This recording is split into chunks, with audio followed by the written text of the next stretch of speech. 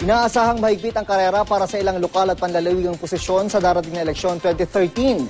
Marami sa mga tatakbo bagaman maturog ang pangalan, nakatakda ngayong hamunin ng ilang baguhang politiko. Narito ang report.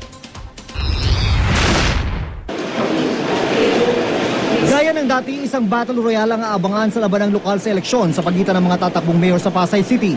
Bukod sa re-electionist Mayor Tony Calixto at dating Mayor Piwi Trinidad, naghain na rin ang kanyang kandidatura sa COMELEC ang negosyanteng si George Del Rosario.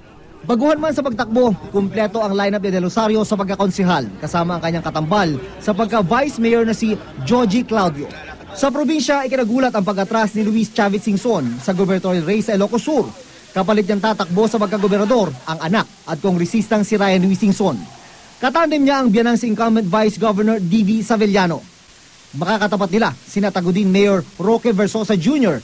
at dating broadcaster Efren Rafanan mula sa Liberal Party. Muli namang susubok sa pagkakongresista ang kontrobersyal na anak ni Chavit na si Ronald Singson. Sa Bicol, nasurpresa rin ang lahat sa desisyon ni Leni Robredo na tumakbong kongresista sa 2 distrito ng Camarines Sur. Makakalaban ng byuda ni yumaong dating DILG Secretary Jesse Robredo, si Nelly Favis Villafuerte, may bahay ni Congressman Luis Villafuerte Sr.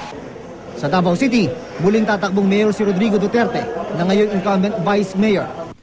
Ang humahamon kay Duterte sa posisyon, isang taxi driver na kininalang si Rolly Solis.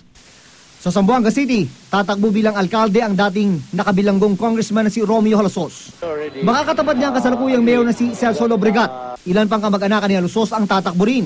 Ang mga kapatid niyang sina Cesar bilang gobernador ng Zamboanga del Norte, Cecilia bilang mayor ng Dipolo, at Dominador bilang gobernador ng Zamboanga del Sur. Pati mga anak niyang sina Romeo Jr. bilang kongresista ng Zamboanga Sibugay at Romel bilang gobernador ng Zamboanga Sibugay. Sa Surigao del Norte, susubukan makabalik sa posisyon ng magkapatid na barbers na sina Robert Lindon bilang gobernador at Robert Ace bilang kongresista sa 2 distrito. Kalaban nila ang mga incumbent na sina Governor Sol Matugas at Representative Guillermo Romarate. Sa Lalo del Norte, nag-file na rin ng COC si re-electionist Congresswoman Imelda Dimaporo. Makakalaban niya ang Liberal Party vet na si Elias Ali.